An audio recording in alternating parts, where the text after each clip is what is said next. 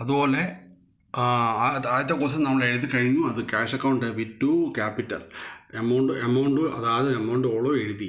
അതിനോട് ചേർന്ന് തന്നെ അതിൻ്റെ താഴെ നറേഷൻ എന്ന് പറഞ്ഞ ഒരു സാധനമാണ് ആ ബ്രാക്കറ്റിൽ കാണുന്നത്. ബീയിങ് ക്യാപിറ്റൽ ഇൻട്രൊഡ്യൂസ്, അതായത് ഈ ഇടപാടിൻ്റെ ചുരുക്കരൂപം അതിൻ്റെ അകത്ത് എഴുതണമെന്നുള്ളതാണ്. നമുക്ക് വേണ്ട ഇൻഫർമേഷൻ എന്താണോ അത് ആ ചുരുക്ക രൂപത്തിൽ മറന്നു പോകാത്ത വിധത്തിൽ എത്ര വർഷം കഴിഞ്ഞാലും അത് നോക്കുമ്പോൾ അത് ഓർക്കണം. അപ്പം അതിനുവേണ്ടി ആണ് നമ്മൾ ഈ നറേഷൻ ഈ എക്സ്പ്ലനേഷൻ കൊടുക്കുന്നത് ആ ബ്രാക്കറ്റിൽ.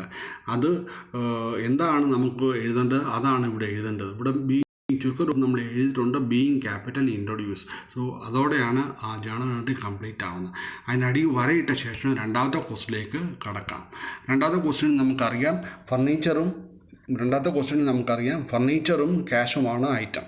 അത് രണ്ടും ഡെബിറ്റും ക്രെഡിറ്റും നമ്മൾ ഐഡൻറ്റിഫൈ ചെയ്തു. അതിപ്പോൾ നമ്മൾ ഇങ്ങോട്ട് എഴുതാൻ പോവുകയാണ്. രണ്ടും ഫർണിച്ചർ ഡെബിറ്റാണ്, ക്യാഷ് ക്രെഡിറ്റുമാണ്. അപ്പോൾ അത് ഇവിടെ നമ്മൾ എഴുതാൻ പോവുകയാണ്. ക്വസ്റ്റ്യനിൽ തന്നെ ഡേറ്റ് വന്നിട്ടുണ്ട്. ആ ക്വസ്റ്റ്യൻ ഡേറ്റ് വന്നിട്ടുണ്ട്. അത് നിർബന്ധമായിട്ട് ആ ക്വസ്റ്റ്യൻ ഡേറ്റ് എഴുതണം, 8/4/2023. അപ്പം ഫർണിച്ചർ നമ്മൾ എഴുതാൻ പോവുകയാണ്. അപ്പം വരയിട്ട ശേഷം അതിൻ്റെ ആദ്യത്തെ വരി എന്ന് പറഞ്ഞാൽ ഡെബിറ്റ് ഐറ്റമാണ്. അത് ഫർണിച്ചറാണ് ഡെബിറ്റ്. അപ്പോൾ ഫർണിച്ചർ അക്കൗണ്ടിന് ഡെബിറ്റ് ചെയ്യണം. ഫർണിച്ചർ അക്കൗണ്ടിൽ നിന്ന് എഴുതിയിട്ട് DR എന്ന് അങ്ങേറ്റം കൊടുക്കണം. അതിനുശേഷം അതിൻ്റെ താഴെയായിട്ട് ടു ക്യാഷ് എന്ന് പറഞ്ഞ് കൊടുക്കണം. അത് ക്യാഷ് ക്രെഡിറ്റാണ്, അതുകൊണ്ട് ടു എന്ന വാക്ക് ചേർത്തുകൊണ്ട് ക്യാഷ് അവിടെ എഴുതണം. അതിനുശേഷം അതിൻ്റെ നറേഷൻ അല്ലെങ്കിൽ എക്സ്പ്ലനേഷൻ ബ്രാക്കറ്റ് കൊടുക്കണം. Being purchase furniture. ഈ നറേഷൻ്റെ എക്സ്പ്ലനേഷൻ്റെ ഉദ്ദേശം എന്താണെന്ന് ചോദിച്ചാൽ എത്ര വർഷം കഴിഞ്ഞാലും നമ്മൾ അതുമായിട്ട് ബന്ധപ്പെട്ട കാര്യം ഓർക്കുന്നതിന് വേണ്ടിയാണ് നറേഷൻ എക്സ്പ്ലനേഷൻ നമ്മൾ കൊടുക്കുന്ന ബ്രാക്കറ്റ് കൊടുക്കുന്നത്. അപ്പോൾ അതാണ് അതിൻ്റെ ഉദ്ദേശം.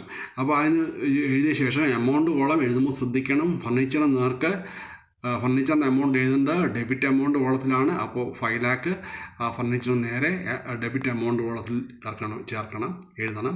അതാണ് ഡെബിറ്റ് എമൗണ്ട് കോളമാണ് ആദ്യത്തെ എമൗണ്ട് കോളം. രണ്ടാമത്തെ എമൗണ്ട് കോളമാണ് ക്രെഡിറ്റ് എമൗണ്ട് കോളം.